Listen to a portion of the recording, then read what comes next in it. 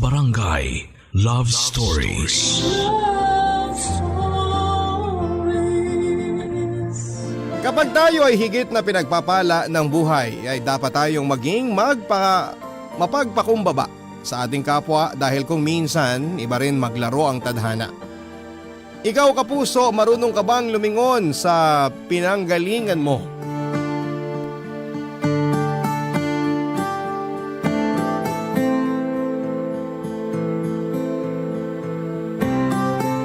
Dear Papa Dudut, good day sa iyo at sa lahat ng mga listeners ng Barangay Love Stories. Itago niyo na lamang po ako sa pangalang Alonzo. 33 years old at nagtatrabaho bilang freelance product developer.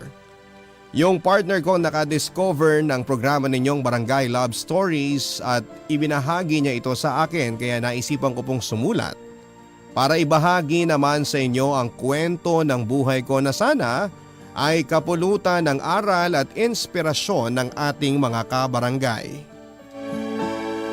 Papadudot lahat naman po siguro tayo ay pamilyar sa kasabihan na ang hindi marunong lumingon sa pinanggalingan ay hindi makararating sa paroroonan. Ang ibig sabihin ay ibinibigay ng Panginoon ang mga biyaya at pagpapala sa mga taong nagsisikap sa buhay. Ngunit kapag nagtagumpay na po tayo, dapat ay huwag po tayong magpakahambog dahil anumang sandali ay maaaring bawiin ang lahat sa atin.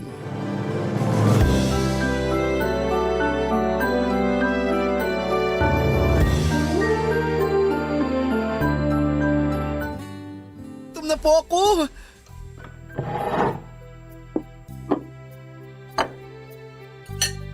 Ay! Pritong tuyo na naman po at noodles ang ulam natin, Nay. Kagabi ganito rin po ang hapunan natin, Ay, pasensya ka na Alonzo anak. Yan lang ang nakayanan ni nanay. Hindi kasi nagbayad yung mga pinautang ko ng tinda nating almusal kanina. Sabi pa naman naman ngayong hapon daw sila mag-aabot. Doon pa naman nakasalalay yung malaking parte ng sweldo ko. Kaya yan lang tuloy ang ulam natin. Nay, di ba sinabi ko na po sa inyo na wag na kayong magpapautang? Mabuti sana kung sa atin yung tinitinda nyo. Kaso pinagkatiwala lang din po sa inyo yun. Mabuti na lang mabait yung may-ari dahil kung hindi, baka kayo pa ang mag-abono ng mga di babayaran sa inyo. Alam ko naman yon anak, kaso hindi ako makatiis Kilala mo naman ang nanay, maawain talaga ako, di ba? O halimbawa na lang si Mang Nanding kanina, lumapit. Kesyo wala pa raw silang kain ng hapunan ng pamilya niya at nagbabaka sakali na malamnan ng sikmura nila. Naawa naman ako dun sa anak niyang bunso. Nahila-hila niya pa talaga habang nakikiusap na kung pwede ko siyang pautangin ng lugaw at tinapay. Syempre alam ko rin naman yung pakiramdam na magutom. Pero Nay, hindi pa rin po tama na palagi kayong naaawa sa mga taong ganun. Ano ba kasing sinasabi mo anak? Bakit hindi yata kita maintindihan? Ang akin lang, kung talagang nagugutom ang mga anak ni Mang Nanding, sana gumawa siya ng paraan para magkapera, di ba? Hindi naman siya baldado. Ang laki-laki nga ng katawan niya Pero ano bang madalas niyang gawin kapag nakakahawak ng kaunting pera? Maglasing, magsugal. Ano ba naman klaseng pag-iisip ang meron siya? Inuuna pa niya ang mga bisyo niya kaysa pangkain nilang pamilya. Tapos bigla na lang siyang lalapit sa inyo para magmakaawa na kesyo wala pa silang kain simula kagabi. At tinamay pa talaga niya yung anak niyang bunso para mas maging dukha silang tingnan. Alonzo, ano ba naman yung pinagsasasabi mo? Hindi maganda ang mambintang sa kapwa. Wala ka kanina kaya hindi mo nakita kung gaano nangangailangan ng pagkain yung tao. Isipin mo na lang yung anak niya. Meron pang 5 dun sa kanila na nagugutom din. Dun sa mga bata baka pwede pa po akong maawa. Pero kay Mang Nanding at sa mga katulad niyang magulang na walang ginawa kundi mag-anak lang na mag-anak samantalang wala namang perang pambili ng gatas at diaper ng mga bata, hindi po ako maawa sa kanila, Nay. Ay, Nay, intindihin niyo rin po sana ang pinanggagalingan ko. Alam niyo rin naman na nagsasabi lang po ako ng totoo, di ba? Oo, pero hindi pa rin tama na ganyan ka magsalita sa kanila, anak. Hindi natin alam ang pinagdadaanan ni Nanding. Siguro kung may pagpipilian lang siya, hindi naman niya gugustuhin maging ganong klaseng padre de pamilya. Naniniwala po ako na may choice ang bawat isa sa atin. At choice rin ni Mang Nanding kung bakit ganun ang buhay nila. Ang malas lang kasi, dinamay pa niya yung mga anak niya. Sana siya na lang para hindi kawawa yung mga bata. Ay, anak. Ano bang nangyayari sa'yo? May problema ka ba? Dahil ba hindi mo gusto ang ulam natin kaya ka nagkakaganyan? Wala po akong problema, Nay. Saka ayos lang naman po tong ulam natin. Kaya ko pong lunukin to. Hayaan mo. Bukas na bukas, babalikan ko yung mga may utang sa akin. Tapos hindi ko na ulit sila papautangin. Kasi may punto ka rin naman sa mga sinabi mo. Dapat kahit mahirap lang tayo, matuto pa rin tayo magsikap sa buhay para maiahon natin ang sarili natin. Kaya nga nagpapasalamat ako sa Panginoon dahil malapit ka na magtapos sa pag-aaral, anak. Siguradong magiging maganda na ang buhay mo. Huwag po kayong mag-alala, Nay. Dahil hindi po ako titigil sa pagsisikap. Lalo lang po ako magpupursige para umasenso. Darating ang araw, makakaalis din tayo sa lugar na to. Ayoko kasi na magtagal pa rito. Magulo at hindi magandang impluwensya ang karamihan sa mga kapitbahay natin. Mga taong walang pangarap sa buhay at kontento na lang sa kung anong meron sila. Bata pa lamang ako ay mataas na talaga ang pangarap ko para sa aking sarili, Papa Dudut. At simula nga nang makapag-aral na ako ay hindi na po ako naalis sa mga top-notchers sa aming klase. Hanggat maaari ay iniiwasan ko pong magbulakbol sa klase o mapabarkada para hindi ako ma-distract sa aking pag-aaral. Paulit-ulit ko pong sinasabi noon sa sarili ko na ang susi para magkaroon ng maunlad na buhay ay ang edukasyon. Kaya nga kahit mahirap at solo parent lang noon, si nanay ay pinilit po niyang mapagtapos ako sa elementary at high school. Nang tumungtong naman ako sa college ay nag-working student na nga ako para makagraduate. Papa Dudut, akala ko ay magiging masaya na ako noong nakapagtapos na ako sa kurso ko at nakapasok sa isang private company, pero nagkamali po ako. Dahil hindi naging sapat sa mga gastusin namin ni nanay sa bahay ang perang kinikita ko noon. Tawagin niyo na akong mainipin pero taliwas kasi sa mga inaakala ko noong araw ang reality na bigla na lamang sumambunad sa akin ng mga panahon na yon, Papa Dudut.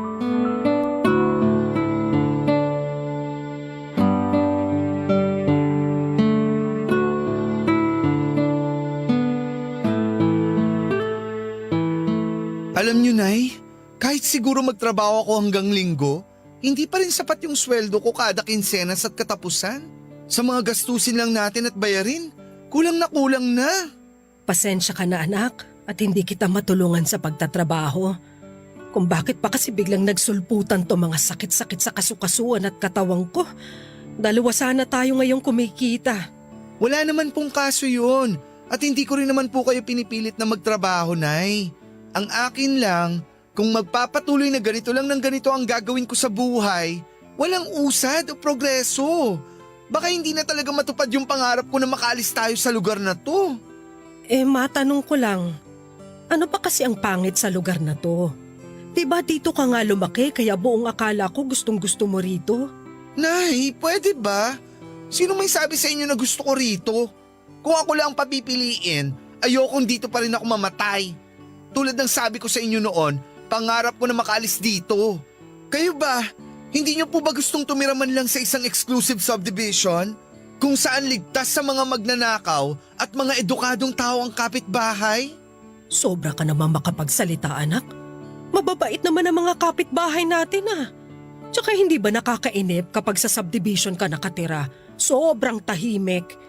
Tapos hindi mo pa makakausap yung katabi at katapat mong bahay dahil madalas abala sila sa pagtatrabaho o di kaya mas gusto na lang nila na magkulong sa mga bahay nila. Yun nga po ang gusto ko. Kesa naman dito sa atin na walang habas kung makapag-videoke dis oras ng gabi.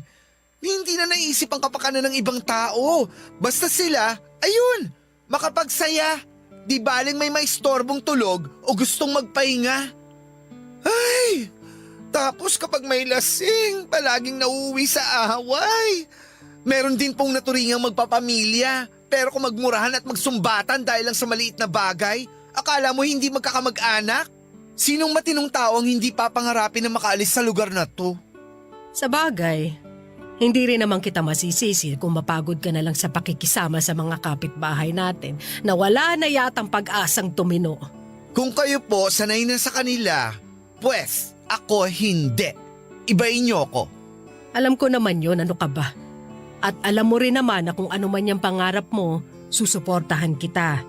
Pero huwag ka naman sanang mainip o malungkot dahil hindi pa yun natutupad sa ngayon. May tiyempo ang mga bagay-bagay. May tamang panahon, ika nga nila. Sorry, Nay ha, pero hindi po ako naniniwala sa sinasabi niyong tiyempo o tamang panahon. Dahil para sa akin, kung hindi ko gagawin ang isang bagay na gusto kong matapos ngayon din, wala na rin po akong pinagkaiba dun sa mga tamad na mahilig mga tuwira na kesyo ganito, kesyo ganyan.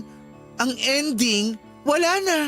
Napalagpas na nila yung opportunity kasi mahilig sila mag-procrastinate. Ayaw lang naman kitang magsawa sa ginagawa mo kaya pinagsasabihan kita. Mamaya sa kakapilit mong matupad ka agad yung pangarap mo, mapagod ka na lang at hindi ka na lang magpatuloy. Imposible pong mangyari ang bagay na yon dahil nakatatak na po sa isipan ko lahat-lahat ng mga dapat kong gawin at tapusin. Organisado akong tao. Kapag may gusto ako, dapat kong makuha o magawa. Kailangan kong pagsikapang gawin ng mga bagay-bagay para wala po akong dahilang mabigo. Para sa akin, dapat maging katulad ko yung iba dyan ng pag-iisip. Yun bang hindi kontento sa kung ano lang ang meron sila ngayon? Kaya nga hindi talaga ako natutuwa dun sa mga classmate ko dati na sapat na sa kanila yung kumita lang ng saktong pera. Hindi ba man lang nila naisip na mas maganda kapag sobra-sobra? Hindi kasi lahat ng tao katulad mo mag-isip, anak. Hindi rin lahat nabibigyan ng oportunidad na makapag-aral at makapagtapos nang sa ganun maiahon nila ang sarili nila sa kahirapan. Meron namang iba na bagaman nakagraduate nga, nagtitiis pa rin sa kung ano lang ang kaya nilang kitain at ihain sa mesa. Naniniwala ako na may kanya-kanyang dahilan ng bawat isa sa atin at hindi natin pwedeng husgahan ng isang tao nang nakabase lang sa kinikita niya. Hindi nasusukat sa mga naipundar niya ang kanyang halaga. Dapat alam mo yan dahil mahirap lang naman tayo. Nay, alam ko po ang pakiramdam na yan. Kaya nga nangako ako nun sa sarili ko na kahit ipinanganak akong mahirap, hindi po ako mamamatay na mahirap. Excuse lang po yun ng iba na ayaw naman talaga magsumikap sa buhay. Manang-mana ka talaga sa akin. Ganyan-ganyan ako noong kabataan ko. Yun bang tipong nagmamadali ring umasenso sa buhay? Akala ko, sapat nang nagsusumikap ako, pero minsan iba talaga ang plano ng Diyos sa atin. Pero alam mo ba, kahit na hindi ko noon natupad ang sariling pangarap ko sa buhay, daig ko pa ang nanalo sa loto dahil dumating ka sa buhay ko, anak. Ikaw ang totoong katuparan ng mga pangarap ko sa buhay. Sana isang araw, makamit mo rin ang lahat ng mga pangarap mo. Pero kapag nangyari yun, huwag mong kalilimutang magpakumbaba. Papa Dudut, lalo pa nga po ako noong nagsumika para maregular sa trabaho ko at sa maiksing panahon ay na-promote naman ako. Pero hindi pa rin po ako masaya sa kinikita ko noon at sa buhay na meron ako. Para sa akin ay masyadong malayo pa sa katotohanan na matupad ko ang mga pangarap ko at mga bagay na gustong bilhin sa halaga ng sahod ko noon. Kaya nga bilang pinanganak na madiskarte ay nagdagdag pa nga ako ng mapagkakakitaan. Doon ko na po pinasok ang larangan ng pagkatrabaho online bilang freelancer. Naranasan ko pong kumita noon ng 6 digits, Papa Dudut, at kahit na hindi pa nga nagtatagal ay nag-resign na rin po ako sa pinagtatrabahuhan ko. Hindi po ako naniniwala sa swerte, Papa Dudut, dahil lahat ng meron ako ng mga panahon na yon ay pinaghirapan ko. Kung may mga kaedad ako ay nabisi sa pagsasaya, ako naman ay kumakayod. Kung tulog ang karamihan sa gabi, gising na gising naman ako. Karir kung karir, ika nga nila. Ganyan po ang ginawa ko para umasenso, Papa Dudut. Hindi nagtagal ay nagbunga naman ang mga pagsisikap ko dahil nakabili ako ng bagong bahay sa isang exclusive subdivision para sa amin ng nanay ko. Tapos nakapagpundar din po ako ng sasakyan, lupa at condo unit. Kung ikukumpara sa mahirap na kalagayan naming mag-ina noon ay napakalayo po ng narating ko sa buhay. Iba po kasi yung pakiramdam kapag secured ka. Yung bang alam mo na may pera ka sa bangko na mahuhugot kapag kailangan mo? Yung bang may pagkain ka sa mesa at hindi ka na magwo-worry na magutom pa? Papadudot, masaya po ako dahil sa mga narating ko sa buhay noon. At wala pa po akong planong tumigil para lalo ko pang maabot ang iba ko pang mga pangarap sa buhay.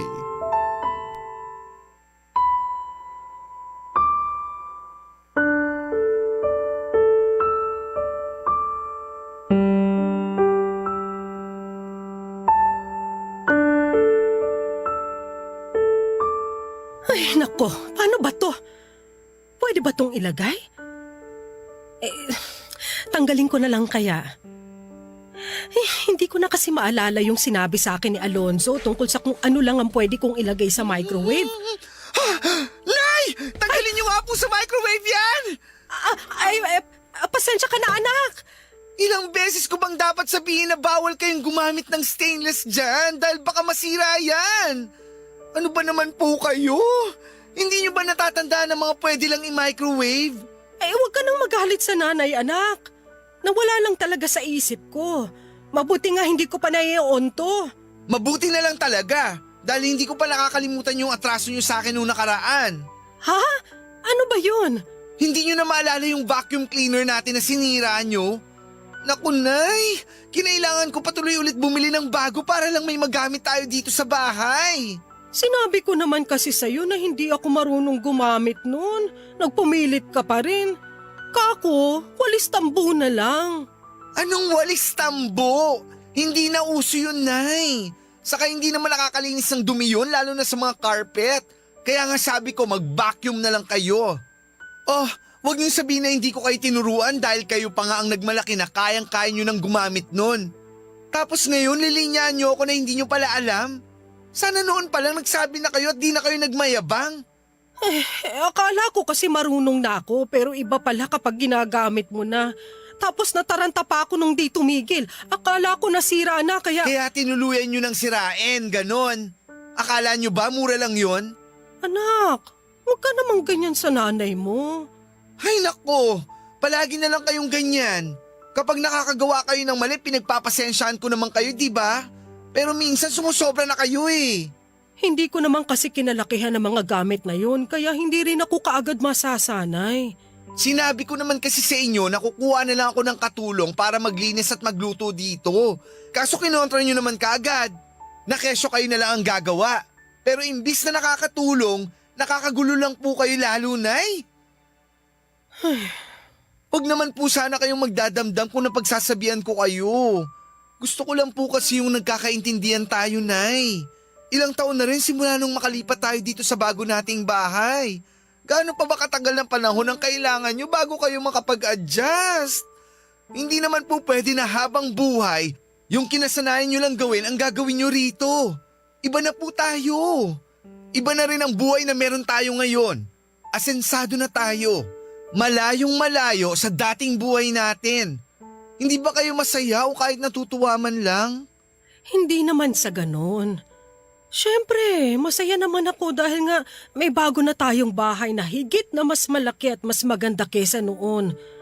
Bukod dun, marami na rin tayong mamahaling gamit at appliances, kaso... Ewan ko sa inyo, Nay. Napaka-reklamador nyo. Alonso, ano ba? Sumusobra ka na sa pagsasalita ng ganyan, ha? Baka nakakalimutan mo, nanay mo pa rin ako! Hindi ko po nakakalimutan yon. Pero sino ba ang nagtatrabaho at kumikita ng pera sa atin ngayon? Ako, di ba?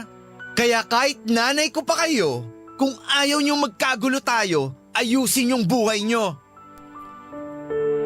Hindi natin mapipili kung anong uri ng buhay ang kahantungan natin sa oras na ipanganak tayo sa mundo, pero pwede nating piliin kung hanggang sa kamatayan ay mananatili tayo dito. Mahirap maging mahirap, Papa Dudut, pero kasalanan na natin kung sa pagtanda natin ay isang kahig isang tuka pa rin ang pamumuhay natin. Minsan kapag binabalikan ko kung paano kami noon salat na salat ni nanay sa pagkain, hindi maayos ang tirahan at kapos sa material na bagay ay para bang pinaninindigan ako ng balahibo. At nasasabi ko noon sa sarili ko na ayoko na na hindi ko na ulit gustong balikan at pagdaanan ang napakamasalimuot na karanasan ko noon. Kaya nga lalo pa po akong nagkayod kalabaw. At sa paglipas ng mga taon ay pagtatrabaho lamang ang inintindi ko, Papa Dudut. Wala na rin akong panahon para magliwaliw dahil para sa akin ay akse lamang yon ng pera at oras. Bukod doon ay nag-aral pa po ako ng husto tungkol sa kung paano i-manage at palalaguin ang pera ko. Doon ko na rin pinasok ang investment at nag-attempt na magtayo ng negosyo.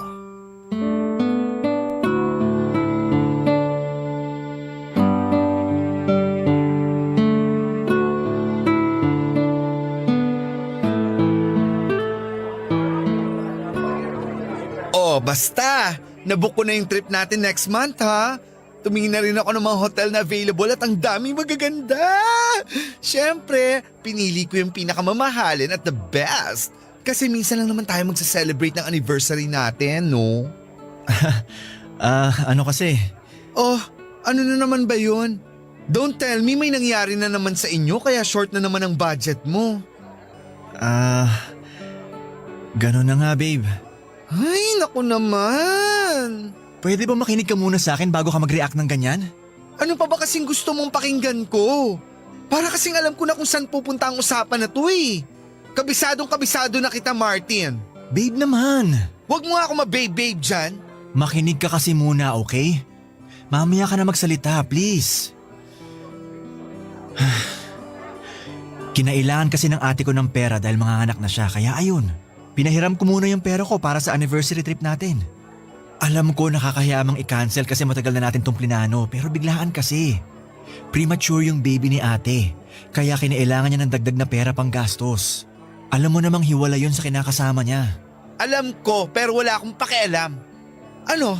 Sa lagay gusto mong problemahin ko pa rin yung problema ng ate mong nagpabuntis sa kung sinong lalaki? Tapos hindi naman pala siya Namin siya. Ate ko pa rin siya. Kung nakikita mo lang sana kung paano siya nangangailangan ng pera, sigurado maaawa ka rin sa kanya. I don't think so. Kahit na kapatid ko pa siya, hindi ko yan mararamdaman. Kasi kasalanan din naman niya ang lahat. Siya ang umayos sa gusot at problema na ginawa niya. Alam naman niya kasi na simulat sa pool, hindi kayo ganun kayaman. Hamak na empleyado lang siya na kumikita ng minimum tuwing kinsenas at katapusan. Ikaw nga lang tong mas malaki-laki ang sinasahod sa inyo tapos siya pa ang may ganang magdagdag ng pakakainin? Ano ba naman yan? Kung ako nanay mo, matagal ko nang pinalayas ang ate mo. Pwede ba tumahimik ka na? Naririnig mo ba kung ano sinasabi mo? Sino lang ba yung pinag-uusapan natin dito? Baka nakakalimutan mo. Ate ko yun. Pamilya ko, Alonzo. Alam ko, palagay mo sa akin, bobo. Bakit ka ba kasi nagkakaganyan? Akala ko pa naman maiintindihan mo ang sitwasyon. Anniversary trip lang naman yun. Pwede pa natin i-reschedule. Hindi mo kailangan magsalita ng masakit. Diyan ka magaling. Puro ka na lang reschedule. Baka nakakalimutan mo. Hindi ito ang unang beses na hindi natuloy ang mga lakad natin nang dahil dyan sa pamilya mo. Masisisi mo ba ako kung magkaganito ako? Kung hindi kita maintindihan? Kung bakit nagagalit ako? Naisip mo na ba na hindi mo na nagagampanan ang pagiging boyfriend mo sa akin? Dahil palagi mong inuuna ang pamilya mo. Mabuti sana kung may napapala ka sa kanila. Wala rin silang ginagawa kundi umasa ng umasa sa'yo. Alonzo, hindi na talaga kita maintindihan. Kung masama ang loob mo, palagi naman akong bumabawi sa'yo, di ba? Tsaka hindi ko rin nakakalimutan ang obligasyon ko sa'yo bilang boyfriend. Ikaw na rin na may sabi. Hindi kami ganun kayaman. Kaya nga kung sino sa amin ang nakakaluwag, tulungan na lang. At nagkataon na ako yung meron. Alam mo, ewan ko sa'yo. Mukhang joke lang naman pala sa'yo itong plano kong anniversary trip natin eh. Sana nagpaka-busy na lang ako sa pagtatrabaho. Dinadagdagan pa ang pera ko. Kesa ganito, kasama kita pero wala rin. Parang tanga lang. Papa Dudut, nagkakilala po kami ni Martin sa isang online dating app. Nag-click naman po kaagad ang personality namin at hindi nga nagtagal ay naging mag-on kami. Magkatulad po kami ng pinagdaanan noon ni Martin sa buhay. Hindi rin siya pinanganak na mayaman at siya rin ang breadwinner ng pamilya nila. Mahal ko po si Martin, oo, pero aminado ako na nahihinaan ako sa diskarte niya sa buhay niya. Hindi naman po ako masamang boyfriend, don't get me wrong. Maraming beses na rin po akong nag-offer ng tulong sa kanya para makapagsimula ng pangarap niyang business, pero hindi po niya tinatanggap ang pera kesyo kaya naman daw niyang kitain yon sa sarili niyang paraan. Naisip ko na baka pride lang hanggang sa wala rin namang nangyayari sa kanya dahil nga sa pamilya lang niya napupunta ang majority ng perang kinikita niya. Mga perang pinaghihirapan niya, Papa Dudut. Ayoko po talaga sa tao yung hindi ginagawa ang lahat para makaalis sa lusak na kinakasadlakan nila. Yung bang naghihintay sila ng ibang tao na tutulong sa kanila dahil masyado silang mahina para tulungan ang mga sarili nila. Alam ko po ang pakiramdam na walang-wala. Kaya nga nang maranasan ko ng magkaroon ay ayoko na ulit bumalik pa sa ganong klase ng pamumuhay. Para sa akin, yun ang isa sa mga bagay na hindi maintindihan ni Martin, dahilan para magkalabuan kami ng mga panahon na yon, Papa Dudu. Umabot sa punto na kahit maliliit na bagay ay pinag-aawayan na namin. Aminado rin naman po ako na mas umiksi ang pasensya ko in general, kaya lahat na lamang ay isyo sa akin. At kahit sino na lamang, ultimo si nanay, ay nasusungitan ko, Papa Dudu. Siguro dala na rin ng stress, puyat at burnout dahil halos wala na talaga ako noong ibang pinagkakaabalahan kundi ang pagtatrabaho ko, investment at isipin kung paano ko pa mapapalago ang perang meron ako.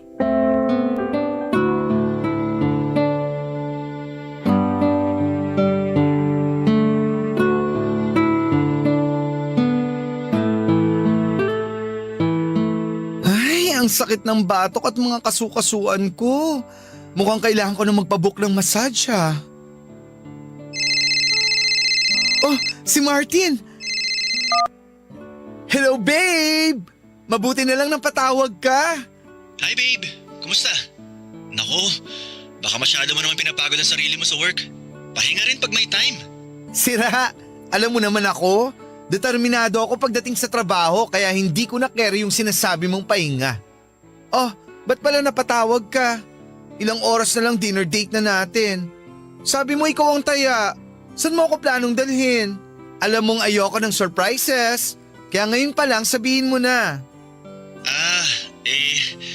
Tungkol dyan babe. Ayos lang ba kung mag-takeout na lang ako dun sa paborito mong fast food? Tapos punta na lang ako dyan sa inyo? Then movie marathon na lang tayo. Kulang kasi budget ko babe. Ano ka mo? Di ba sabi mo ilalabas mo ako pang bawi dun sa naunsyamin nating date last time? Oo, kaso… Kaso kulang nga ang budget mo. Ano ba naman yan? Kakasweldo mo lang di ba? Nasaan napunta yung pera mo? Sandali. Hulaan ko. Sa pesteng pamilya mo na naman. Tama ba ako? Alonso, yung bibig mo naman! Oh, anong problema mo sa bibig ko? Bakit? Nagsasabi naman ako ng totoo di ba? Alam mo, hindi ko mapigilang isipin na kontrabida talaga yung pamilya mo sa relasyon natin. Hindi na nila tayo hinayaan na magkaroon ng maayos na date at lakad. Huwag mong idama yung pamilya ko rito. Hindi ko naman kinakancel ang date natin eh. Nagbago lang ang plano pero tuloy pa rin tayo. Hindi ka ba nakikinig? Gusto kong lumabas tayo. Ayoko rito sa bahay dahil urat na ako. Saka sandali, hindi ko naman kasalanan kung na short ang budget mo ah. Kasalanan mo yan. Dahil binigay mo na naman ang majority ng sahod mo sa pamilya mo. Responsibilidad mo bilang boyfriend ko na to pa rin yung pinangako mo sa akin. Ano, habang buhay na lang ba tayong magiging ganito? Yung ako na lang ng ako ang nag-a-adjust sa relasyon natin? Sorry kasi hindi ako tulad mo na malaki kumita ng pera. May ipon sa bangko at walang sinusuportahang pamilya. Sorry kasi ganito lang ako. Sakto lang ang kinikita. Walang malaking ipon at madalas short ang budget. Sorry talaga, kasi hindi ako madiskarte at kasing swerte mo. Pero hindi naman ibig sabihin nun, di ko na sinusubukan. Kaya wala ka pa rin karapatan na pagsalitaan ako ng ganyan o kahit na yung pamilya ko. Dahil hindi naman ikaw ang nagpapalamon sa kanila. Huwag mong isisi sa akin kung ganyan pa rin ang buhay mo kahit na nagsisikap ka. Dahil ikaw na ang may sabi, hindi ka katulad ko na madiskarte. Sige nga, bukod dyan sa trabaho mo, anong ginagawa mo sa free time mo? Wala! Tumutunga nga ka lang sa bahay. Samantalang ako, kahit linggo nagtatrabaho. Kaya hindi talaga ako nawawala ng pera and in fact, lalo pa nga nadadagdagan. Yan naman kasi ang hirap sa'yo. Kapag nagsasabi ako ng tungkol sa mga pwede mong pagkakitaan, tinatamad ka. Ang dami-dami mong palusot. Kung ganahan ka naman, madalas hindi mo rin kayang pangatawanan. In short, hindi ka consistent. Kaya no wonder hanggang ngayon, average ka pa rin. Ano ba Martin? Kailan mo ba planong mag-upgrade? Kasawa ka na kasi. Alam mong hindi totoo yung mga sinasabi mo dahil hindi naman tayo pareho ng priority eh. Kung ikaw nagpapakamatay sa pagtatrabaho para lalo pang dumami ang pera mo, pues ako hindi. Mas gugustuhin kong makasama ang pamilya ko sa day off ko dahil para sa akin, pera lang yan. Pwede kong kitain. Pero yung oras at panahon para sa mga taong mahalaga sa akin, hindi ko na maibabalik yun sakaling mawala. Akala ko pa naman sa lahat ng tao, ikaw tumakaintindi sa akin. Kaso mukhang nagkamali pala ako. Oh, hindi tayo pareho ng diskarte sa buhay. Pero hindi rin naman ibig sabihin, walang patutunguhan ng mga pagsisikap ko sa trabaho. Siguro hindi pa lang talaga ito yung oras para sa akin. Katwiran lang yan ng mga taong ayaw tanggapin ang katotohanan. Bahala ka kung anong gusto mong isipin. Ay, alam mo, siguro nga malayong-malayo talaga yung estado ng pamumuhay natin. At kahit na anong mangyari, hindi tayo magkakasundo. Alam mo kung bakit? Kasi palagi tayo may pagtatalo ng mga bagay-bagay. Kaya nga naisip ko, Alonso, what if, wag lang muna tayo magkita? Ano? At ikaw pa tong may yung mga katulad mong mahihina. Hindi kita kailangan.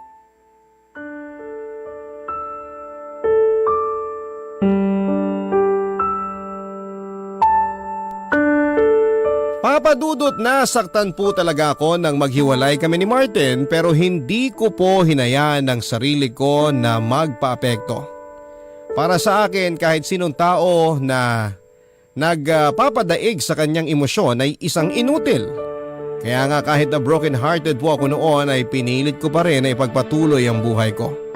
Mas lalo lang din akong nagpakabisi sa mga bagay na dati ko nang ginagawa up to the point na nakalimutan ko na si nanay at doon na nga po nagsimulang gumulo ang lahat, Papa Dudut. Dahil nga mas pinapahalagahan ko ang pera at pagtupad ng iba ko pang mga pangarap sa buhay ay naisaalang-alang ko na ang sarili kong ina. Wala akong kamalay-malay noon na may iniinda na pala siyang karamdaman at huli na nga po nang magsabi siya sa akin. Sinong mag-aakala na sa isang iglap ay kukunin ng Diyos ang nanay ko?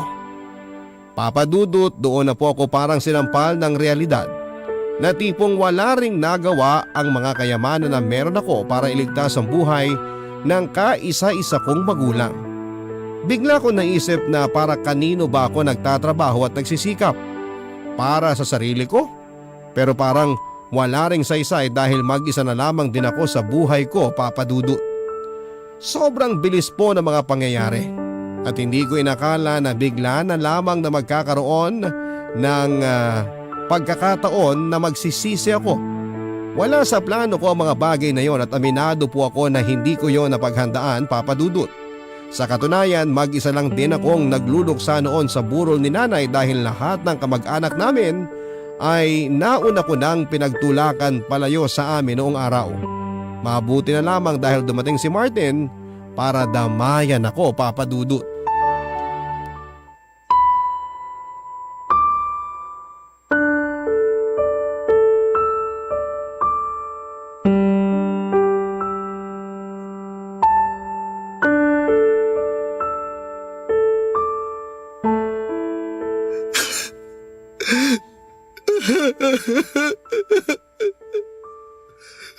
Sobrang sama ko bang anak?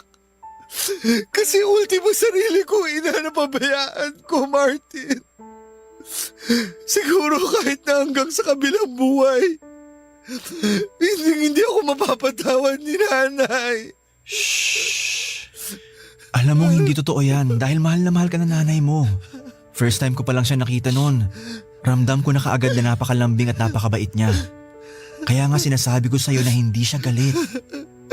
Pero hindi ko pa rin mapigilang isipin na ang laki ng pagkukulang ko sa kanya. Biruin mo yun. napabayaan ko siya samantalang nangako ako na palagi ko uunahin ang kapakanan niya. Tapos uli na pala ang lahat para bumawi pa sa kanya. Kasi tingnan mo, isa na siyang malamig na bangkay. Sana pala nakinig ako sa'yo noon. Sana pala hindi ako masyadong nagpakabisi sa pagtatrabaho. At pinagtuunan ko ng pansin ang kaisa-isang magulang ko. Ngayon, nagsasisi na ako pero alam ko rin naman na hindi na ulit mabubuhay si nanay. Pakiramdam ko tuloy nabigo ako bilang anak. Dahil hindi ko nagawa yung tungkulin ko sa kanya. Ay, Alonso, lahat naman tayo nakakagawa ng mga pagkukulang kahit ng sarili pa nating magulang. Ako madalas, kina nanay at tatay. Pero sinisiguro mo na nakakabawi ka. Kahit na sa simpleng paraan.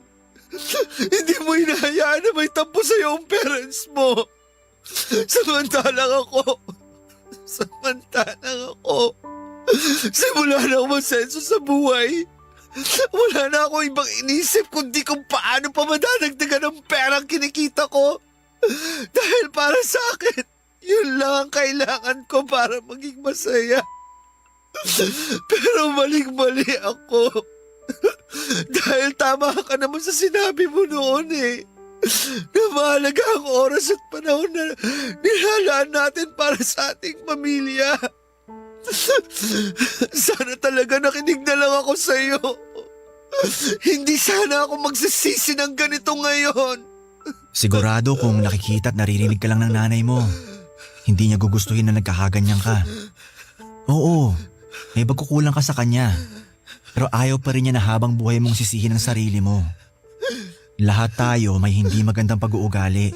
Kahit ako. Dahil hindi naman tayo pinanganak na perpekto eh. Lahat tayo nagkakamali sa mga desisyon natin sa buhay. Pero hindi ibig sabihin hanggang doon na lang tayo. Alam ko mahirap pa sa ngayon dahil nga sa mga nangyayari. Pero naniniwala ako na darating yung araw na unti-unti ka rin makakapag-move on. Mapapatawad mo rin ang sarili mo at mas magiging mabuting bersyon ka ng pagkatao mo. I'm sure, yan din ang gusto mangyari ng nanay Gloria mo. Salamat, Martina. Kasi sa kabila ng lahat, hindi ka pa rin nawawala ng bilib sa akin. Ako kasi parang biglang nabobo. Yun bang tipong hindi ko na alam ang gagawin. Mabuti na lang nandyan ka. Sorry kasi hindi ako naging mabuting boyfriend sa'yo noon. Nakaraan na yon. Tsaka hindi lang naman ikaw, ako rin. Nagkulang din ako kaya hindi nag-work out ang relasyon natin. Alam mo, matapos nating mag-break noon, nakapag-isip-isip talaga ako ng husto. At doon ko nga na-realize na sana, mas lalo ko pang sinubukang gawin yung mga bagay na gusto mong gawin ko para umasenso rin ako sa buhay. Aminado ako, naging ma-pride ako at hindi kita pinakinggan. Bigla talaga ako natauhan nung time na yon. Naisip ko, para din naman sa sarili ko yun at sa pamilya ko. Kaya ganun mo na lang ako suportahan sa mga bagay na alam mong ikagaganda ng takbo ng buhay ko. Dapat mas naging understanding ako. Kaya lang hindi ko na nga nagawa. Mali rin naman kasi ang paraan ko ng pakikitungo at pagtuturo sa'yo. Dahil pinipilit ko na maging katulad kita. Nakalimutan ko nang nakakasakit na ako ng damdamin. I'm so sorry talaga, Martin. Diba sinabi ko naman na tapos na yon? Ang mahalaga, nagkakaintindihan na tayo. Pwede na nating isantabi yung mga nangyari. Sa ngayon, nandito ako bilang kaibigan mo. At nakahanda akong damayan at samahan ka. Okay? Malalagpasan mo rin to. Natin. Kasi kasama mo ko.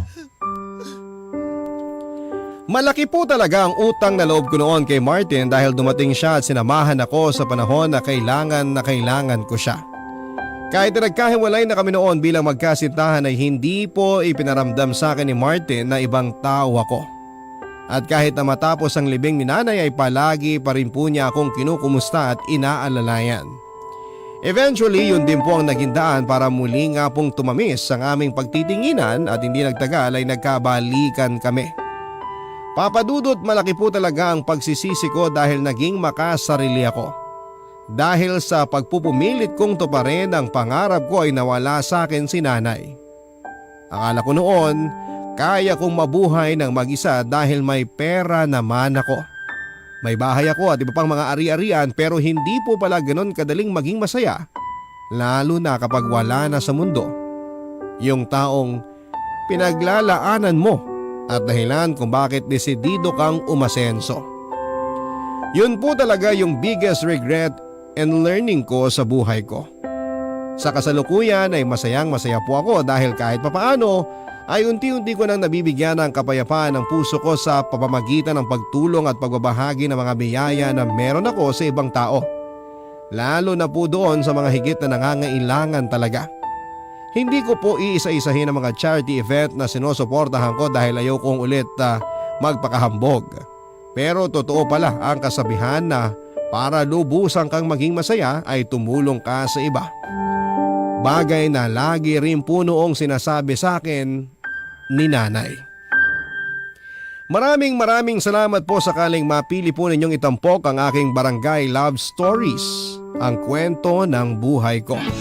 Alam ko na medyo kakaiba ito kaysa sa mga tipikal na tema ng pag-ibig na palagi ninyong fini-feature pero sana ay magkaroon pa rin ako ng kapangyarihan para mag-inspire sa mga listeners ninyo.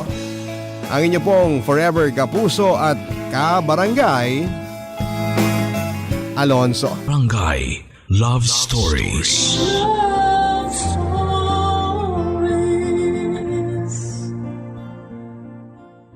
Barangay LS 97.1. 97.1. Number 1. Forever. Ang mga kwento ng pag-ibig, kwento ng buhay at kwento ng pag-asa dito sa Barangay Love Stories. Love Stories.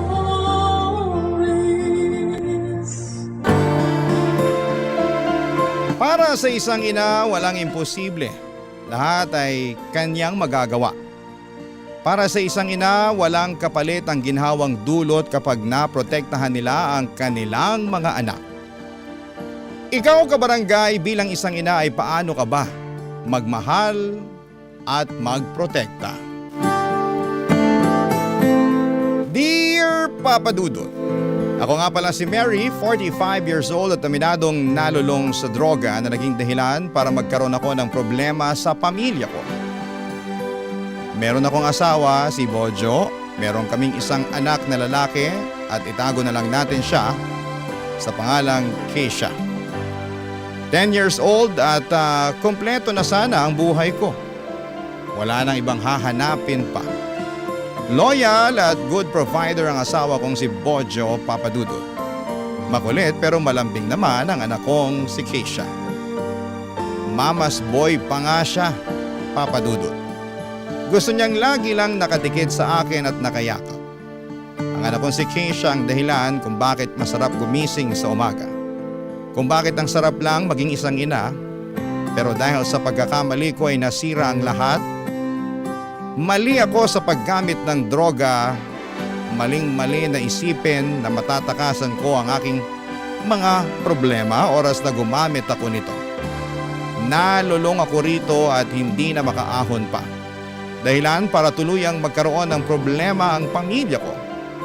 Dahilan para mawalay ako sa anak kong si Keisha, Papa Dudut.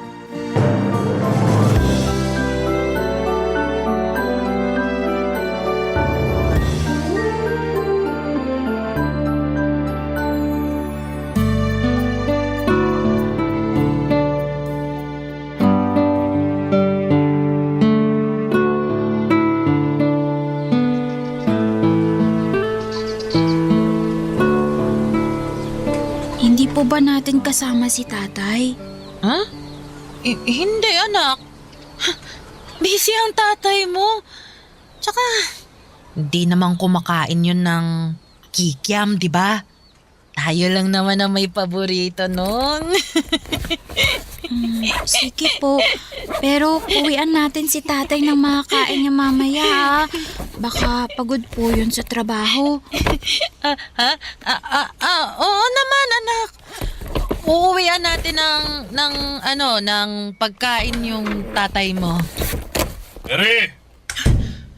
Bojo? Tatay, kakain kami ni nanay ng kikiam. Gusto mong sumama? Pero tigilan mo nga yung ginagawa mo. Di mo pwede kita si Keisha. Hindi po kami tatakas, tay. Kakain lang po kami ng kikiam, di ba, Nay? Hayaan mo na kaming umalis, Bojo! Kung aalis ka, iwan mo si Keisha. Hindi ko siya haya sumama sa'yo. Nay, tay, nag-aaway po ba kayo? Hindi, anak. May pinag-uusapan lang kami ng tatay mo. Mukhang ayaw kanyang payagang kumain ng kikiam eh. Tay, payagan niyo na po ko. Konti lang naman po yung kakainin ko eh. Anak, halika rito. Lumapit ka sa akin. Bakit po? Huwag kang lalapit sa tatay mo, Keisha. Dito ka lang sa akin. Keisha, makinig ka sa tatay mo ha. Halika rito. Huwag ka sumama sa nanay mo. Huwag kang makikinig sa tatay mo, Keisha. Okay ka lang. Kay nanay ka lang, ha? Nay! Aalis tayo rito! Nay, tay, huwag po kayo mag-away. Akin na si Keisha, Mary. Akin lang ang anak mo! Anak ko rin siya. Pero ako ang nanay niya! Kailangan niya ako! Mas kailangan niya ako! Ano ka ba naman, Mary? Kung totoong iniisip mo na kailangan ka ng anak natin, sana hindi ka nagpapakalulong dyan sa droga. Kailangan ng anak mo ng matinong nanay. Huwag mo akong husgahan! Hindi kita hinuhusgahan. Tingnan mo nga yung sarili mo. Humarap ka sa salamin. Ikaw na mismo magsabi kung ano yung nakikita mo. Kasi Mary, pagod na ako. Suko na ako sa'yo. Lahat ng pangunawa ginawa ko na. Pero hindi ko na kaya. Magiging maayos ulit ako! Basta hayaan mo lang na isama ko yung anak ko, Bojo! Hindi kita papayagan, Mary. Maawa ka naman kay Keisha. Kung totoong mahal mo siya, ibibigay mo siya sa akin. Hindi! Ang tigas ng ulo mo! Gusto mo bang magaya sa'yo yung anak mo? Ha? Malulong din sa droga? Masira yung buhay? Sige! Kung yan ang plano mo, sige, kunin mo na siya! Sirain mo ang buhay ng anak mo! Papadudot, pinagmasdan ko ang itsura ko sa katapat kong salamin at nandiri ako sa nakita ko. Halos hindi ko nakilala ang sarili ko, sinira na ako ng droga. Nang hina ako, nilawagan ko ang pagkakayakap kay Keisha at pinaubaya ko na siya kay Bojo. Isang sakripisyo na alam kong kailangan kong gawin kung gusto kong maging maayos ang buhay ng anak ko. Iyak ako ng iyak noon nang hirap iwan ang isang taong pinaguhugutan mo ng lakas. Pero alam kong kailangang lumayo ako para hindi maimpluwensyahan ang anak ko. Sa paglayo ko ay sinubukan kong magbagong buhay at natanggap ako sa isang maliit na grocery store. Malit lang ang bayad pero sapat na para panimula.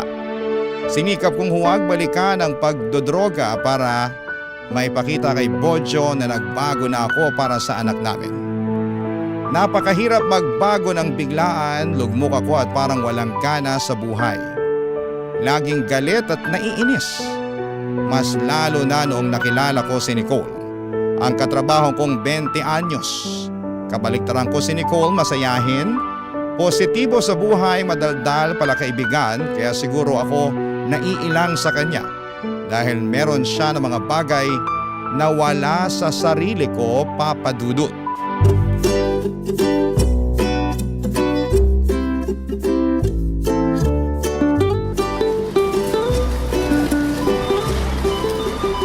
Hi, Ate Mary. Good morning. Walang maganda sa umaga. Wala ba? Anong tawag mo sa akin? Oras to ng trabaho. Sana naman igalang mo. Super strict naman ito. Alam mo, Ate Mary, maganda ka eh. Kaso pinapapangat ka ng pagsimangot mo. Kaya smile ka na ha. Ikaw lang naman ang dahilan ng pagsimangot ko. Grabe ko naman. Sa akin pa talaga sinisi yung pagkapangit niya. Joke. Hindi ako nakikipagbiruan ha. magsimula ka ng mag-ayos ng mga delata bago pa dumating ang boss natin. Mamaya na, kwentuhan muna tayo. Late ka na nga. Gusto mo pa makipagkwentuhan. Binabayaran ka para maging tamad. Kung may bayad lang ang pagiging tamad, baka sinipag na akong tamarin. Nicole, kailangan nang ayusin ang mga delata sa estante. Pakidalian mo na bago dumating ang boss natin. Mamaya na nga. Maaga pa naman yung... Maaga? Late ka na nga pumasok. Alam ko rin naman yun. Kaya lang, sulit naman kasi yung pagiging late ko. Kasi sinagot ko na si Arthur. At magkasama kami buong gabi. Kaya tinan mo, kahit puyat ako, happy pa rin. Good morning na good morning talaga. Good morning, universe! Ay, kayong mga kabataan, puro puso ang pinapairal nyo. Kapag nagmamahal naman talaga, puso ang pinapairal, di ba? Alam nga namang appendix. Naku, kung appendix yon, baka pumotok na yun sa akin sa sobrang kilig ko. Alam mo ba, pinagluto niya ako ng corned beef at itlog kagabi. Sobrang effort talaga, ate. Hindi lahat ng lalaki kaya magluto ng corned beef at itlog, ha? Nakakalungkot naman kung corned beef at itlog lang ang kayang iluto ng boyfriend mo. Uy, hindi lang yun ang kaya niyang lutuin, ha? Perfect din siya magluto ng instant noodles. Hindi overcook yung noodles, sakto pa sa lasa. Ang sikreto niya para maging healthy yung instant noodles, repolyo. Nilalagyan niya ng repolyo yung instant noodles para balanced diet. Ay, kakabetchin mo yan. Nilagyan lang ng repolyo, feeling mo healthy na agad ang luto niyang instant noodles? Ganyan bang nagagawa ng pag-ibig sa inyong mga kabataan, ha? Nababawasan ang utak niyo? Nalulusaw? Ay, grabe naman siya maka-judge. I'm sure na in love ka rin ng kabataan mo, kaya dapat gets mo yan ngayon. Na-in-love ako nung araw at pinagsisisihan ko yon. Kaya ikaw, habang bata ka pa, pagsisihan mo ng in-love ka. Pinagsasasabi mo? Bakit ko naman pagsisisihan na in love ako? Dahil nga kay Arthur, nagkaroon ng kulay yung buhay ko. Tingnan mo nga, super blooming ako today. Pansinin mo yung labi ko, ang pula, di ba? Dahil, hindi yan dahil sa lipstick, kinagat yan ni Arthur. Nakakawalang gana kang kausap, no? Walang sustansya ang mga topic mo. Tung ka na nga. Layan mo ako. Ate Mary, bakit bang sungit mo sa akin? Mabait naman ako sa'yo, ah. Bakit palagi ka nalang galit? Bakit ako palaging galit? Dahil sa mga katulad mo. Ay, wala kayong alam sa totoong mukha ng mundo. Akala nyo masaya ang buhay? Nako, tingnan lang natin kapag sinampal na kayo ng realidad. Yung kapag nakilala kayo ng taong magpaparamdam sa'yo na madilim ang mundo. Alam ko pa rin naman yung realidad. Alam ko rin naman, Ate Mary, na may madidilim na parte yung Lahat ng parte ng mundo, madilim. May liwanag pa rin kahit sa dilim. Bahala ka na kung paano mo makikita yung liwanag na yon. Basta ako, andun ako sa liwanag na yon. Oo, minsan madilim talaga, pero 'di ba, parte yun ng buhay. Hindi na ako nakaimik sa mga sinabi ni Nicole Papadudut. Alam kong may tama sa sinabi niya pero syempre hindi ko yon tinanggap. Dahil puro kadiliman na ang tinatanggap ko sa buhay ko. Alam kong pinapahirapan lang ako ng ganitong klase ng pag-iisip pero hindi ako makaahon dito. Masisisi niyo ba ako? Masaya naman ako noon sa piling nila Bojo at Keisha. Pero nung namatay ng sabay ang mga magulang ko ay hindi ko na kinaya. Nagluksa ako at na-depress at hindi yon naintindihan ni Bojo. Nainip siyang hintayin na makabangon ako. Kaya minadali ko ang pag-move on sa pagkamatay ng mga magulang ko. Gumamit po ako ng pinagbabawal na gamot. Kahit papaano kapag sabog ako ay nawawala sa isipan ko ang mga problema. Lagi akong masaya. Pero oras na mawala na sa sistema ko ang epekto ng drugs ay doon ako mas lalong bumagsak sa kalungkutan. Kaya kailangan kong habulin na naman ang saya at pagtakas. Tinuloy-tuloy ko ang paggamit nito, wag lang akong makabalik sa realidad na puro sakit lang ang nararanasan ko. Hanggang isang araw, dahil hindi ko nagawang talikuran ng masamang bisyo na ito, ang mag-ama ko na ang nagsimulang lumayo at tinalikuran na ako. Papadudut. Barangay Love Stories. Barangay Love Stories. Ilang buwan kong tiniis na hindi makita ang anak ko, Papa Dudut. Mapatunayan lamang kay Bodjo na nagbabago na ako. Hindi na ako gumagamit ng drugs noon at dinaan ko na lamang sa pagyoyosi kapag natutokso akong gumamit ng bawal na gamot. Napakahirap, lagi akong bagot, galit at parang wala sa sarili. Pero nilabanan ko ang lahat ng hirap para lamang makapiling kong muli ang anak kong si Keisha. Nagbunga naman ang lahat ng pagbabago ko. Makalipas nga ang ilang buwan, nakakausap ko ng muli ang anak ko kahit sa phone lang. At nang makita ni Bodjo na seryoso na ako sa pagbabago ay nag-decide siyang idalaw si Keisha sa trabaho ko. Pinaghandaan ko yon, bumili ako ng laruan at maraming kikiam para kay Keisha. Halos hilahin ko na nga ang oras noon para lamang makita ang anak ko. At nang sumapit na ang uwian ay nakita ko na sa wakas ang anak ko, Papa Dudut. Walang kasing saya na muling mayakap ang Keisha ko.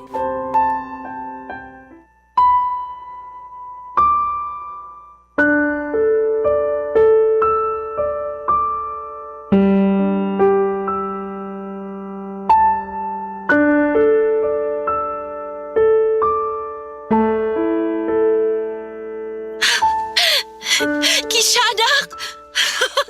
Kumusta ka na? Anak? Keisha, kinakausap ka ng nanay mo, sumagot ka. Okay lang. Anak, may binili akong manika para sa'yo. Eto, oh.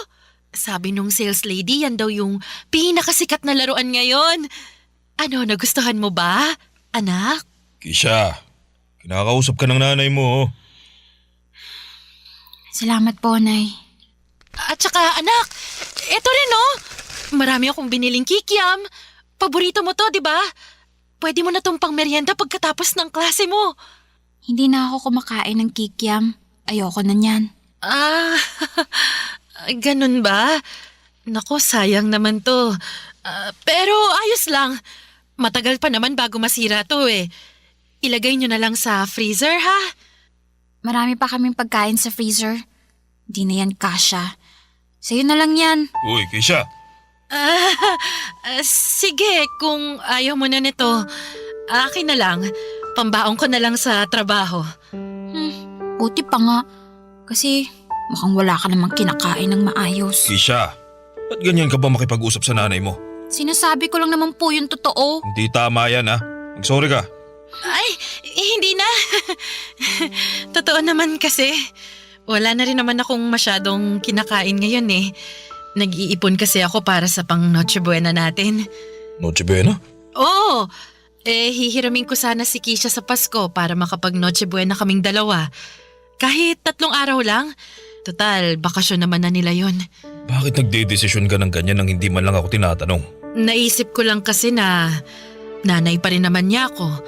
Karapatan ko na makasama si Keisha sa Pasko. Uuwi kami sa probinsya sa Pasko. Planado na yun. Di kahit sa bagong taon na lang. Ayos lang sa akin. Keisha, gusto mo bang makasama sa New Year si nanay? Maghahanda ako ng marami. Lahat ng gusto mo pagkain, bibilhin ko. Tay, ayoko pong makasama si nanay. Anak, kahit 1 araw lang? Sige na. O kaya kahit half day. Pasyal tayo sa mall tapos ihahatid na kita sa tatay mo. Sige na anak. Huwag mo nang ipilit, Mary. Di mo pwedeng makasama si Keisha. Napag-usapan na natin to dati, di ba? Dadalawin ka lang namin ni Keisha. Di siya pwede manatili sa'yo kahit 1 araw. Oo nga, pero baka naman pwedeng baguhin na natin yung napag-usapan natin. Kasi, Bodjo, nagbabago naman na ako eh. Hindi na ako gumagamit ng... Nagbabago na ako. Maniwala ka. Kaya sige na, pagkatiwalaan mo naman na ako. Gusto ko lang talagang makasama yung anak natin eh. Mary, makontento ka na lang sa pagdalaw-dalaw namin sa'yo. Paano ako makukontento? 1 o 2 beses mo lang idalaw sa akin si Keisha sa loob ng 1 buwan. Tapos, kung makabisita kayo, halos 15 minuto lang kaming nagkakasama. Umaalis na rin kayo kaagad. Magpasalamat ka pa nga, dinadalaw ka pa niya rito. Kung ako lang, Di ko na siya papayagan na makita ka pa eh. Di ka magandang impluwensya sa kanya. At alam mo yan. Huwag mong isumbat sa akin ang nakaraan ko ha. Nagbabago na ako ngayon. Wala pa rin akong tiwala sa'yo. Masyado pang maaga para magsabing nagbabago ka na talaga. Tara na, Keisha. Umuwi na tayo. Bojo! Bojo!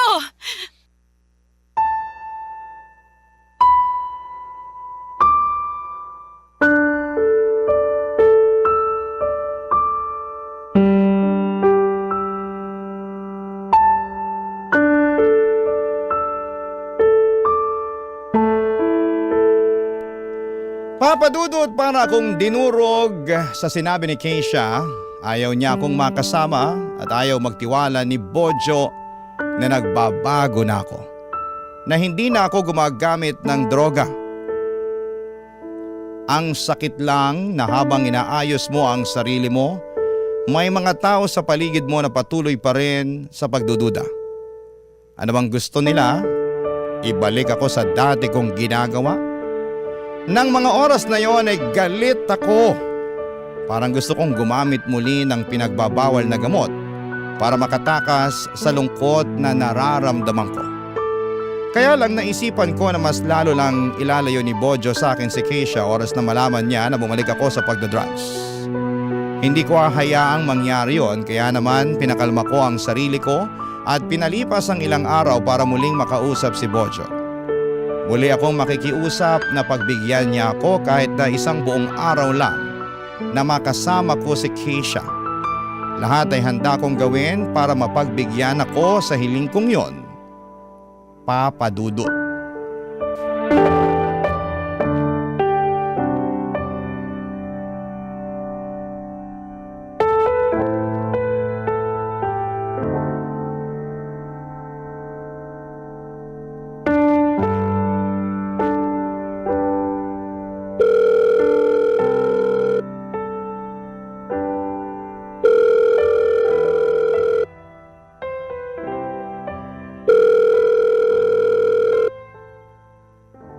Hello? Bojo? Ano na naman ba, Mary? Talaga bang gumamit ka pa ng ibang numero para guluhin ako? Kasi hindi mo naman sinasagot yung tawag ko sa'yo dati. Wala na kasing dapat pag-usapan pa. Nakikiusap lang naman ako ulit ngayon na… Wala nang magagawa yung pakiusap mo. Sinabi ko naman na sa'yo, di ba? Hindi mo pwedeng mahiram si Keisha. Baka mamaya itakas mo pa siya. Hindi ko gagawin yun! Ibabalik ko rin siya sa'yo. Sinubukan mo na dati na itakas siya. Wala na akong tiwala sa'yo. Bojo, pagkatiwalaan mo naman na ako ngayon. Alam ko malaki yung naging kasalanan ko sa inyong mag-ama pero bumabawi naman na ako ngayon eh. Papatunayan ko sa inyo na maayos na Wala ako. nang pupuntahan ng pag-uusap nating to, Mary. Ayaw din naman ni Keisha na makasama ka pa. Huwag mo nang pilitin yung bata. Pinipigilan mo lang siya eh. Alam kong gusto niya akong makasama. Alam mong mahal na mahal ako ni Keisha, di ba? Imposibleng ayaw niyang makasama ang nanay niya. Ano ba, Mary? Harap-harapan na niyang sinabi sa'yo na ayaw kanyang makasama. Gusto mo pa talaga saktan ulit ang sarili mo? Ha? Mary, iniiwasan ka na ng anak mo. Yung pagdalaw-dalaw namin sa'yo noon, persado pa yun. Ako pa ang namimilit sa kanya na magpakita sa'yo. Kaya nga gusto ko ulit siya makasama eh. Para maging malapit na ulit kami. Para masanay na ulit siya sa akin. Bojo, tulungan mo naman ako mangyari yun. Huwag na nating pilitin yung bata kung hindi ba siya handa. O baka naman ikaw kasi tong hindi pa handa na bumalik ako sa buhay ninyo. Mary, wala ka nang babalikan sa pamilya natin. Sigurado na yon. Si Keisha, makikita mo lang siya paminsan-minsan kung gusto niya. Pero ako, wala na. Wala ka nang babalikan. Ganon-ganon na lang yon, Bojo. Itatapon mo na lang lahat ng pinagsamahan natin dahil lang sa pagkakamali ko. Ikaw ang nagtapon ng lahat, Mary. Ipapaalala ko lang sa'yo. Huwag mong isisi sa akin ang mga desisyon mo sa buhay. Ikaw ang nanira sa'yo, hindi ako. Sakim ka! Hindi mo naiintindihan ang nararamdaman ko noon. Namatayan ako ng mga magulang, Bojo. Namatayan ako. Hindi ko alam ang ginagawa ko noon. Tapos nasan ka, ha? Lagi kang wala. Hindi mo ako pinapakinggan kapag nagsasabi ako sa'yo na nalulungkot ako. Kapag umiiyak ako sa gabi, lagi mo lang akong tinatalikuran. Parang wala kang naririnig. At ako pa ang may kasalanan? Ganun ba? Sa akin mo pa sinisisi kung bakit ka nalulung? Simpatsya! Simpatsya lang naman ang kailangan ko nun eh. Pero hindi mo yun binigay sa akin. Hindi kita sinisisi na nalulung ako. Pero sana hindi ako umabot dun kung nakita mo lang sana na durog ako nun. Kung tinulungan mo lang sana ako. Mary, nakakarindi ka na? Mas lalo mo lang yung tinutulak para ilayo sa'yo ang anak natin eh. Huwag ka muna magpaparamdam sa amin ng anak mo. Manahimik ka muna at ayusin mo na lang yung buhay mo. Bahala ka na!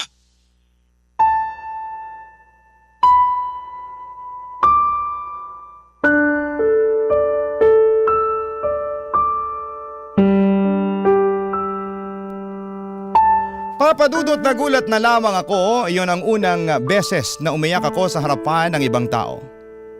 Hindi ko na kasi kaya.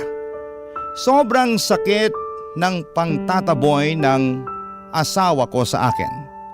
Parang diring-diri siya sa akin sa pagkakamali ko. Niyakap ako ni Nicole at doon ay mas lalong lumakas ang iyak ko. Narinig pala niya ang usapan namin ni Bojo at nakisimpatya siya. Yon ang matagal ko nang kailangan, simpatya at pangunawa. Nakakatawang sa ibang tao ko pala yon makukuha. Mula noon, naging close na kami ni Nicole. Hindi na ako naiirita sa masayahing ugali niya. Hindi na nakakainis kapag dinadaldal niya ako sa mga nangyari sa kanya. Hindi na nakakainis ang presensya ng taong iyon. Para sa akin ay merong isang pangyayari na lalo nagpatibay sa pagkakaibigan naming dalawa, Papa Dudut. Hayaan niyong sa pagpapatuloy ko ng aking kwento ay malaman ninyo kung ano naman ang kwento ni Nicole na naging dahilan para mas lalo ko siyang mahalin at gustuhing protektahan. Barangay Love Stories. Barangay Love Stories. At dahil sa pagkakalapit ko kay Nicole, kahit papaano, nabawasan ang pangungulila ko sa anak kong si Keisha. Malaking tulong si Nicole sa akin at napapatawan niya ako. Masaya akong kasama siya at higit sa lahat ay hindi ko na naiisip ang matuksong bumalik sa pagdodroga. Parang si Nicole ang nagsisilbing rehab ko. Alam din niya ang pinagdaanan ko at kinuwento ko na ang lahat sa kanya. Hindi niya ako hinusgahan, yon ang dahilan kung bakit napadali na patawarin ko ang sarili ko. Dahil may isang katulad ni Nicole na nakaunawa sa nakaraan ko. Unti-unti ay naibaling ko kay Nicole ang pag-aalaga ko bilang isang ina. Lalo't nalaman kong ulila na rin pala siya na katulad ko. Ang kaibahan lang ay sanggol pa lang siya nang mamatay ang kanyang nanay. Tumakas naman ang kanyang tatay, lumaki siya sa pangangalaga ng kanyang lola.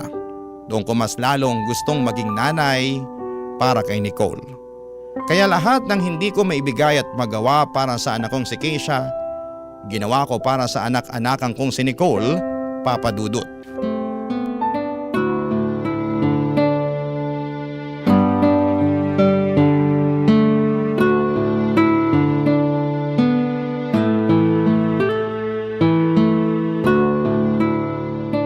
Nicole?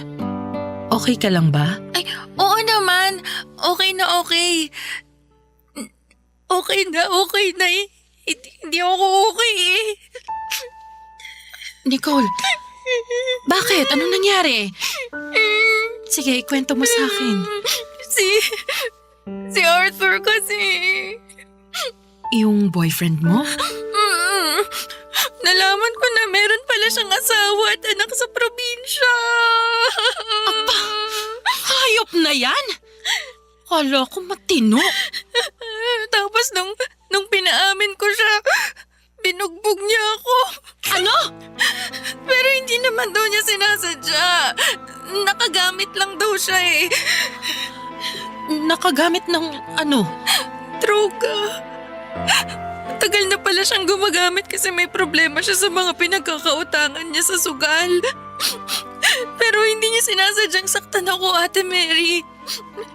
Humingi naman siya ng pasensya eh. Sinadya niya man yun o hindi. Mali na, mangbugbog siya at gumamit ng droga. Pero gumamit ka rin naman dati, di ba? At nagbago ka. Kaya naniniwala ako na magbabago rin siya. Di ba gano'n naman yun, Ate Mary? Pero Nicole, sinaktan ka niya eh. Eh hindi naman na raw siya uulit. Mahal ko siya at naniniwala ko sa sinasabi niya. Pero Nicole, Ang totoo niyan, parating na siya ngayon. Ipapakilala kita. Mabait yun si Arthur. Makakasundo mo siya. Basta yung hindi lang siya nakagamit. Ay, ayan na siya. Ayan na. Arthur, Bakit hindi ka sumasagot sa tawag ko? May kasama ka bang lalaki rito, ha? ha? Wala ah. Nasa kwarto kasi yung cellphone ko at wala akong ibang lalaking kasama rito, si Ate Mary lang, yung katrabaho ko. Halika, ipapakilala kita sa kanya. Sinungaling! Arthur!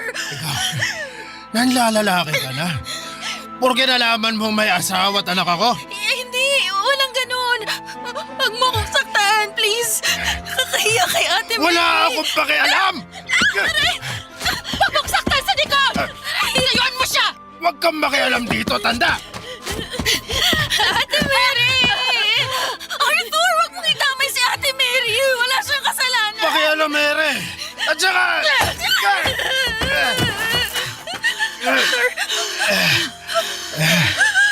Nicole, tara na. Habang wala pang malay si Arthur, isusumbong natin siya sa pulis. Halika na! Ate Mary, hindi ko pwedeng iwan si Arthur. Pag hindi mo pa siya iniwan, papapatay ka niya. Ako na nagsasabi sa'yo. Hinampas ko ng vase si Arthur sa ulo. Nawalan ito ng malay at nagkaroon kami ng chance ni Nicole na makatakbo. Agad po kaming pumunta sa mga pulis para magsumbong at maswerteng nahuli naman nila si Arthur bago ito nagkaroon ng malay. Pumanig pa rin sa amin ang hustisya, niligtas kami ng Diyos sa mapagmalupit na kamay ni Arthur. Nabigla si Nicole sa mga pangyayari at hindi niya alam kung bakit gusto pa niyang balikan si Arthur ng mga oras na yon.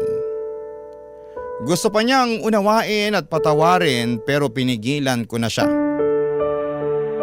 Nagpakananay ako sa kanya, Papa Dudut. Prinotektahan ko siya na parang sarili kong anak. Inuwi ko muna siya sa inuupahan ko para gamutin siya at hindi malugmok sa kalungkutan. Alam kong nasyak pa siya sa mga nangyari sa kanya at hindi makakatulong kung babalik siya sa inuupahan niya ng mag-isa. Baka maisip pa nitong makipagbalikan kay Arthur. Hindi ko yon papayagan. Habang ginagamot ko ang mga sugat niya ay nakapag-usap kaming dalawa. Masinsinan, isa yon sa mga moments na masasabi kong payapa at masaya ko. Dahil merong isang taong katulad ni Nicole na nagtiwala sa kakayahan ko bilang isang ina. Papa Dudut.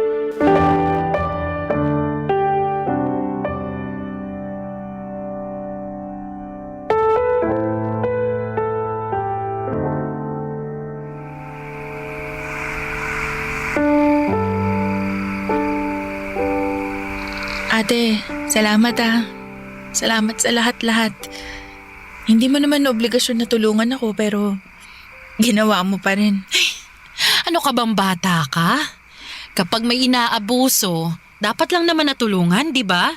At saka, aaminin ko na pamahal na ako sa'yo eh.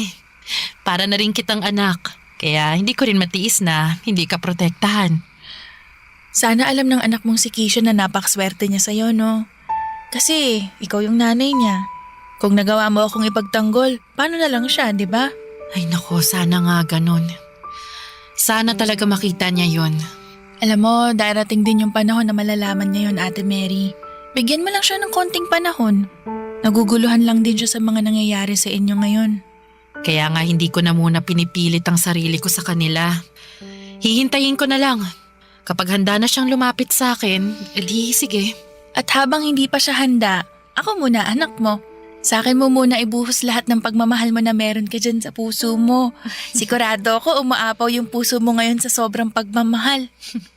At umaapaw din sa sobrang lungkot.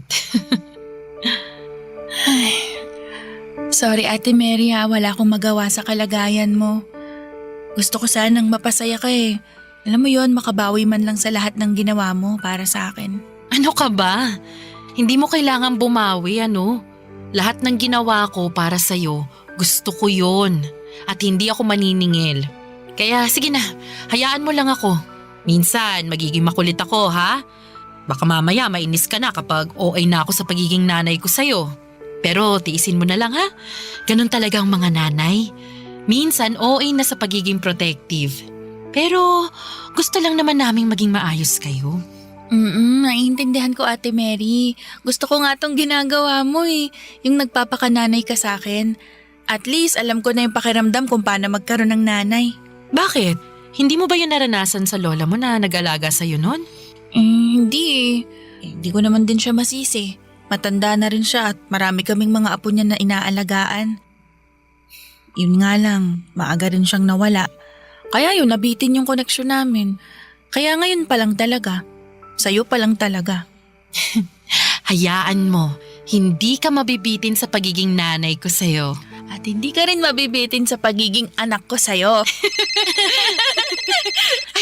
Tumatawag si Bojo! Yung tatay ni Kisha? Hala, sagutin mo na Ate Mary. Baka ipadalaw na ulit sa'yo si Kisha.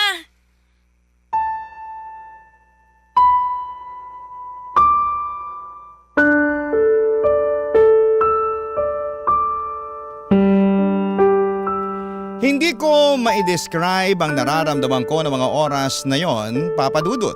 Halos lumundag ang puso ko sa galak.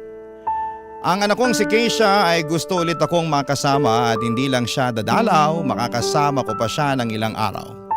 Makakasama ko na siya sa Pasko. Ang tagal kong ipinagdasal sa Diyos na ipaubayan niya ang anak ko.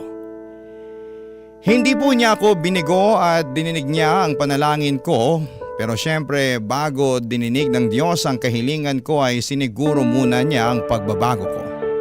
At pinangako ko sa sarili ko at sa lahat ng taong naniniwala sa akin na hindi na po ako babalik pa sa masamang bisyo.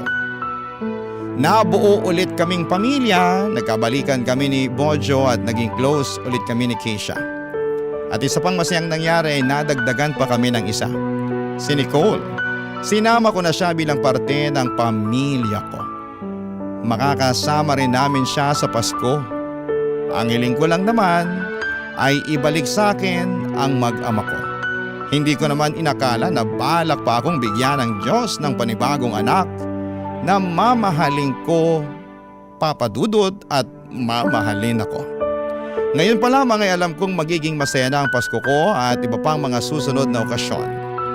Maraming salamat po sa pagbasa ng aking liham, Papa Dudut. Ang inyong kapuso at kabarangay forever, Mary. Anong say mo sa Barangay Love Stories na ito? Pagkwentuhan natin sa comment section yan.